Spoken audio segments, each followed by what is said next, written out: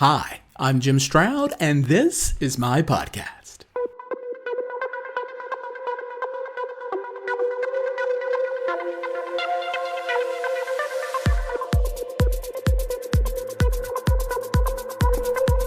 On Friday, December 17th, 2021, schools and entire school systems were shut down due to a TikTok challenge. According to the Republic Brief, quote, schools across the U.S. will close on Friday in case a school shooting TikTok challenge turns out to be real. Schools and entire districts in California, Missouri, Texas, and Minnesota have canceled classes for today, while others who will remain open have announced that they will add extra police officers on campus and will remain on high alert. However, officials and police have assured parents and students that they have found scant evidence of any credible threats. End quote. Was the school reaction overblown back then? Not necessarily. People have done some pretty outrageous things to fulfill TikTok challenges.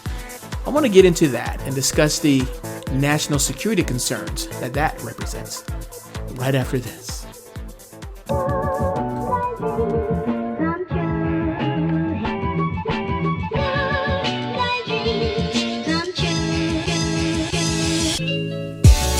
The Recruiting Life is a newsletter that gives a whimsical view of the world of work.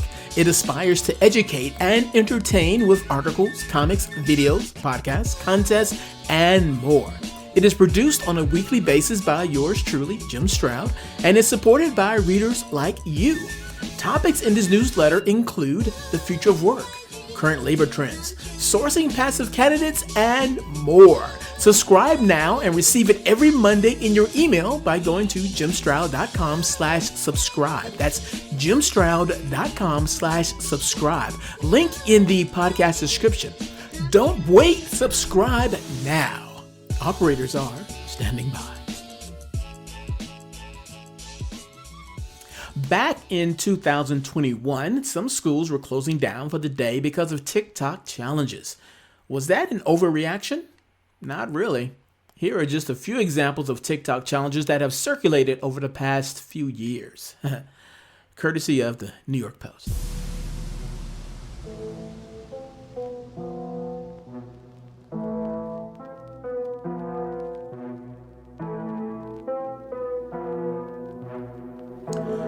The Skull Breaker Challenge. This viral craze reportedly originated in Venezuela as Skull Breaker. It depicts three friends, and we use that term loosely, jumping next to each other as the bookending buds kick the middle guy's feet out from under him. The action sends the person crashing to the ground, landing on their back and hitting their head in the process. Not only has the alarming trend led to injuries in Miami, New Jersey, Arizona, but Daytona Beach, Florida police have charged 2 high school teens with misdemeanor battery and cyberbullying following an incident there. In addition, 2 students in Mexico did their own version of the Skull Breaker, but reportedly used a sweater instead of their feet to trip a girl into doing a faceplant. Ouch. Doctors have unsurprisingly condemned the practice for potential to cause serious and life-threatening injuries ranging from skull fracture to paralysis and death. The Benadryl Challenge. This inflammatory challenge, which involves taking enough Benadryl to hallucinate and posting the footage on the video sharing platform, resulted in the death of a 15-year-old Oklahoma girl in 2020. This, along with several other near-fatal incidents, prompted pharmaceutical giant Johnson & Johnson and the FDA to issue public service announcements warning teens not to abuse the antihistamines. Cha-Cha Slide Challenge. This ridiculous TikTok trend involved teen drivers swerving all over the road like maniacs in time with the stunt's namesake dance anthem. First released 20 years ago by DJ Casper, also known as the Slide Man. Despite the obvious risk of moving your car to the beat of a song, the trend has taken TikTok by storm, or at least it did back in 2021. Reportedly causing several near accidents by participants. The car almost flipped, reads the caption to a video of one TikToker performing the stunt with friends. Other challenges include peeing on yourself, smearing excrement on your children. Yes, seriously. Choking yourself until you pass out, posing naked in silhouette, stealing diverse items, and how well you can verbally abuse your children. And if all of that sounds truly bizarre to you, there were other bizarre examples I could have named. I just didn't have the stomach to do so.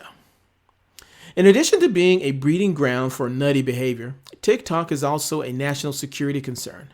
Like every other social media platform, they are collecting data on all of their users. What makes TikTok so bad? All of their data, TikTok's data, is in the hand of the Chinese Communist Party.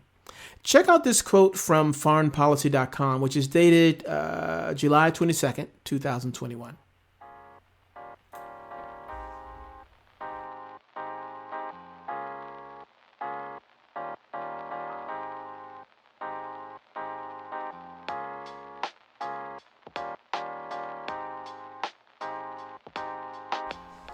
Last month, media reported that TikTok's U.S. privacy policy was updated to say the company may collect biometric identifiers and biometric information as defined under U.S. laws, such as face prints and voice prints. TikTok's new policy also states it may share all the information we collect with a parent, subsidiary, or other affiliate of our corporate group. This poses enormous challenges for U.S. policymakers, ones that go to the heart of data collection in a globalized world. TikTok's parent company is Beijing headquarters ByteDance, one of China's technology giants that specializes in artificial intelligence and machine learning-enabled social media platforms. It is standard practice for global companies to acknowledge via their privacy policies that user data may be transferred, and when transferred, governed by foreign laws outside of their own jurisdiction. Chinese companies are not exceptional in this way. But what is exceptional is the way the Chinese Communist Party state has used such laws and other tools to give it ultimate influence over digital technologies and the flow of data. ByteDance's own privacy policy says it will share data without the subject's prior consent if the data relates to national security, national defense, public security, or public health, or to meet the requirements of relevant laws, regulations, procedures, and judicial proceedings. The very definition of activities that allegedly harm national security is arbitrary at best in China. It effectively boils down to what the state wants, the state gets. And here is another quote, this one from Axios, dated May 13th, 2023.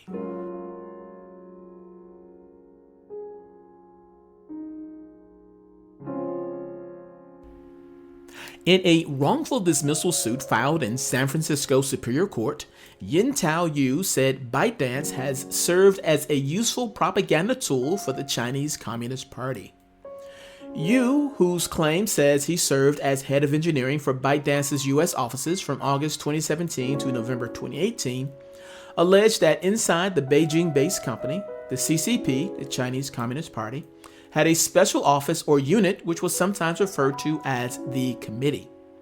The committee didn't work for ByteDance but played a significant role, in part, by guiding how the company advanced core communist values, the lawsuit claims. The CCP could also access U.S. user data via a backdoor channel in the code, the suit states. We plan to vigorously oppose what we believe are baseless claims and allegations in this complaint, a spokesperson for ByteDance said in a statement to Axios. A platform with millions of users willing to do strange and often dangerous things at the control of the Chinese Communist Party. Does anyone else see the danger in this? If not, let me point out what I think is an obvious consideration. TikTok looks through its user data and sees Timmy, whose mom works in the White House as a press secretary. TikTok issues out a challenge specific to Timmy and other users connected to people who work at the White House. This is the TikTok challenge. Take a selfie of your parents' desk day. Come on, kids, go into your mom's office and take a picture posing with the papers on their desk. It will be fun. Extra points if you see anything that looks official or marked confidential. And on that matter, why restrict this type of challenge to people in the political field? Why not extend it to executives in business, sports personalities, entertainment influencers? This challenge and others like it could be the foundation for a spy network made up of useful idiots. Okay, maybe that's a bit far-fetched for some of you. Let's bring it down to a more palatable level. What else could a foreign power do with the control of an easily manipulated population? Swaying elections come to mind. Why not make a TikTok challenge to vote a certain way? It could happen. You know, as hazardous as TikTok could be to our way of life, I still have to disagree with what is happening in Montana. According to a Reuters article, and this is dated May 18th, 2023, Montana Governor Greg Gianforte, if I'm pronouncing his name correctly, signed legislation to ban TikTok from operating in the state to protect residents from alleged intelligence gathering by China, making it the first U.S. state to ban the popular short video app. Montana will make it unlawful for Google and Apple's app stores to offer TikTok within the state, but will not impose any penalties on individuals using the app. The ban is to take effect on January 1st, 2024, and is almost certain to face legal challenges. You know, I don't think the way forward is for the government to ban the public from making its own decisions on what apps we can and cannot use. I would be in favor of educating the public on what China is doing via TikTok, maybe restricting the user data from being accessible outside the USA, and maybe putting a warning label on it like cigarettes. Warning, using this app makes you susceptible to psychological attack. Maybe that warning should be on all social media. I would be good with companies doing that, but I would not be good with the government doing it.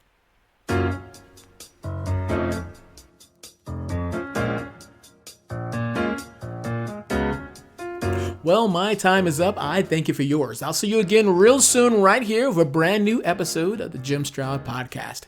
If you have any questions, comments, or concerns, feel free to reach out to me. I can be reached by email at jimstroud@jimstroud.com. And one last favor, if I may ask, please rate this podcast. 5 stars is preferred, but please comment with your honest opinion. I really appreciate that. All right? Okay, until next time, bye-bye.